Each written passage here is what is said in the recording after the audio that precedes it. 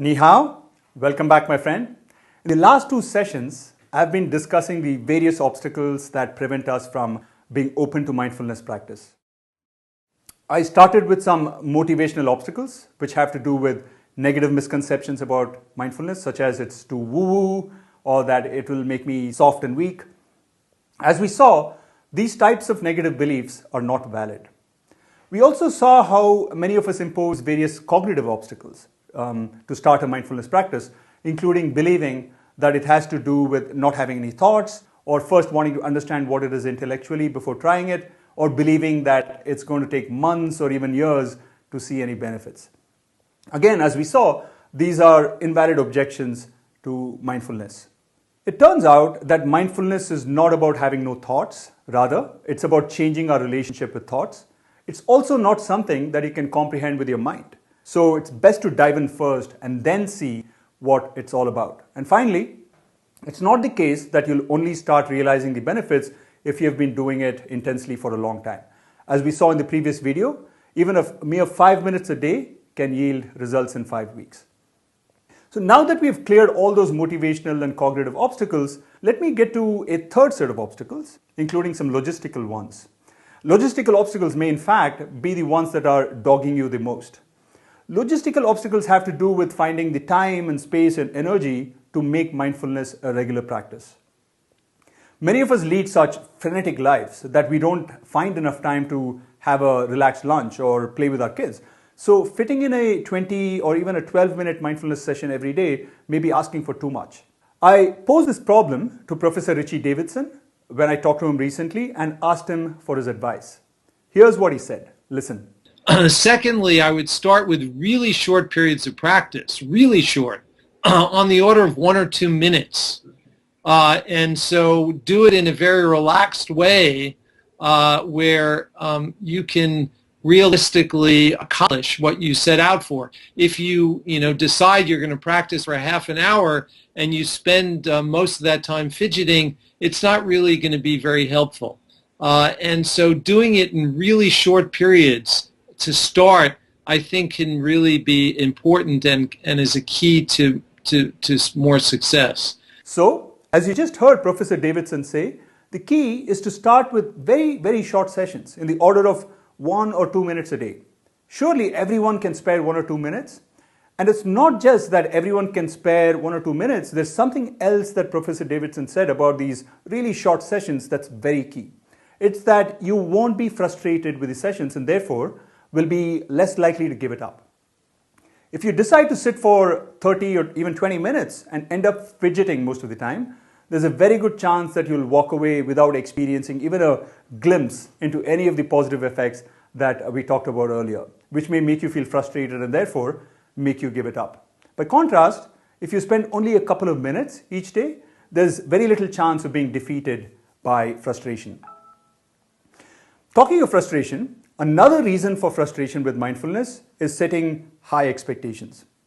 In some ways, getting to know all of those benefits of mindfulness is actually a curse, because that knowledge can make us compare what we are experiencing with what we can expect to experience. In some domains, for example, achieving high sales targets, comparing where you are with where you want to be can be a good thing. But as we saw in week 1, in some other domains like happiness or sleep, it's not a good thing to compare where you are with where you want to be. It hurts your chances of achieving your goal. And mindfulness, if anything, is even more like that. The more you constantly monitor and compare where you are with where you want to be, the less you will get. The good news about getting to know the benefits of mindfulness is that it can motivate you to get started. The bad news is that it sets high expectations which can come in the way of being mindful, which can in turn lead to frustration at best, or to totally giving up the practice altogether because you end up concluding, what's the big deal about it at worst? I found out that there are 3 things that help me overcome the tendency to set high expectations before I sit for a mindfulness session. First, I tell myself explicitly that no mindfulness session is like any other. So I tell myself that my only aim is to see how reality is going to turn out to be this time for the next 10 or 15 minutes or for however long I plan to sit. I tell myself that I'm going to accept whatever happens completely and unconditionally, even if what happens is that I never manage to step out of the gate of my mind. The second thing I do is to set the intention of being as dedicated to the goal of being a fly in the wall as I can. I tell myself that that's the only goal I'm going to have for this mindfulness session. That is, I tell myself that I'm not going to let any of the other goals, like the goal of feeling calm or of noticing subtle things, come in the way of focusing on the goal of being a fly in the wall. And finally, I tell myself that in the instance that I do end up not being able to adhere to this goal of being a fly in the wall, and of course I fail multiple times in every session, I tell myself that I'm going to be both self-compassionate and use the experience as an opportunity to practice the sixth habit of the highly happy, the dispassionate pursuit of passion.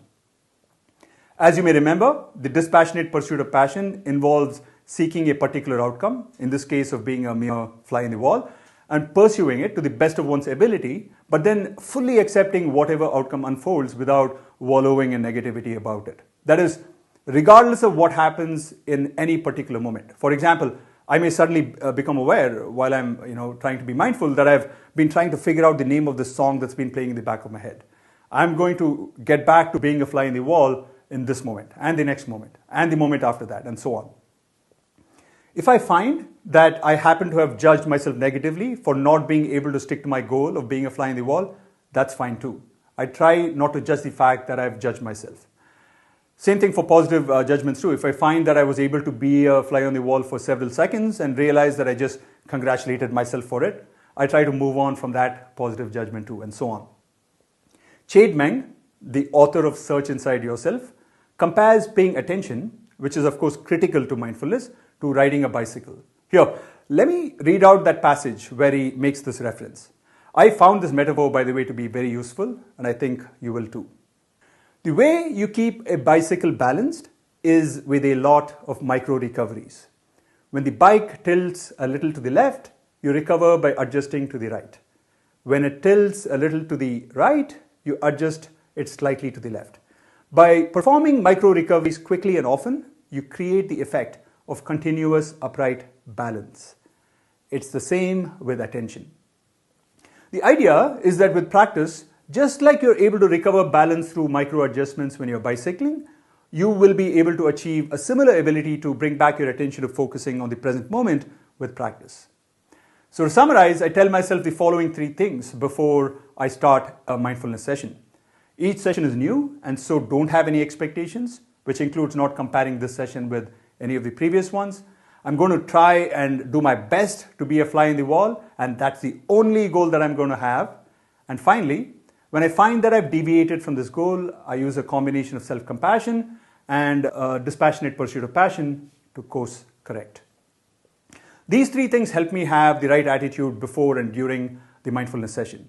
Once the session is over, I tell myself one more thing to motivate myself for the next session. I tell myself that there is no such thing as a bad mindfulness session. This is not just wishful thinking. Several studies have shown that what's most important about mindfulness practice is regularity.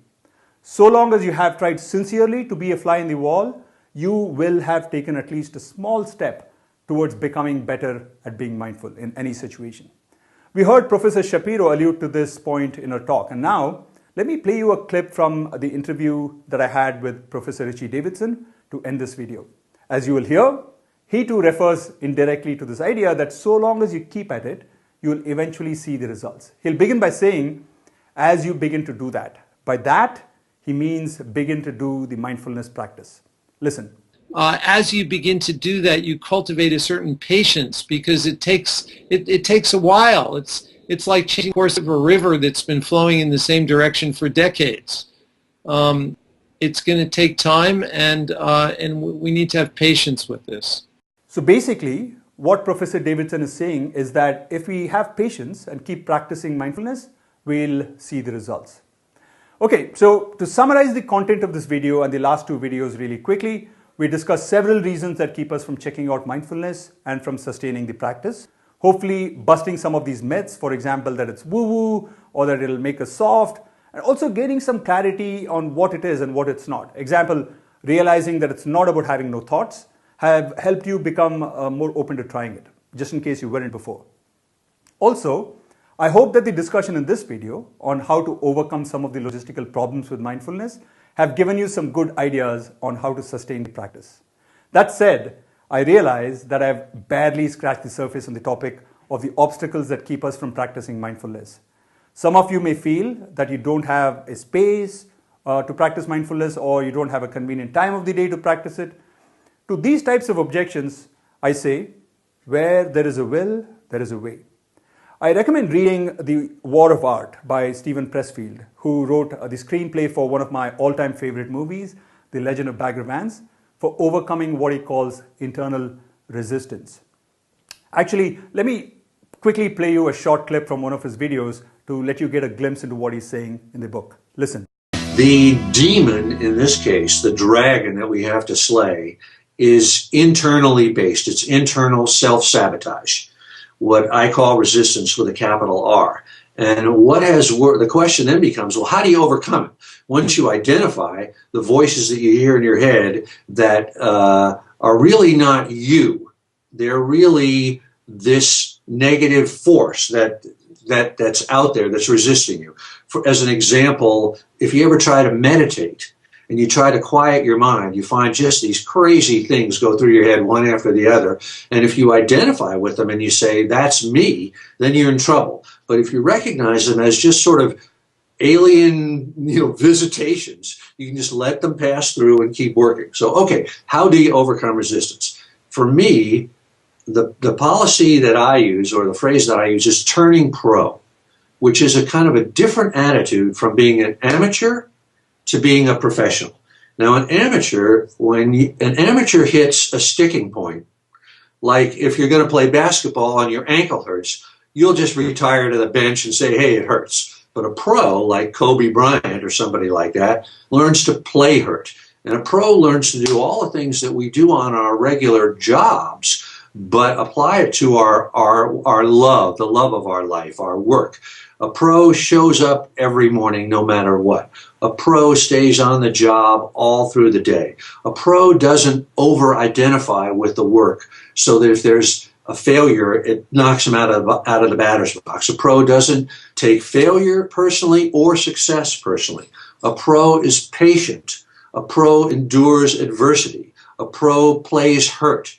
All of this kind of attitude of a professional helps you attain that sort of lunch pail, hard hat, attitude that's not precious, not a prima donna, not a diva, but a hard-working, hit 'em every day, go for it, infantry attack mode. And that, for me, is how you get something done from A to Z. So, as you just heard, it's a matter of turning into a mindfulness pro, which means making mindfulness such a priority that you figure out a way to get to practice it at least a couple of minutes each day, no matter what. And once you make that a non-negotiable goal, everything else will follow.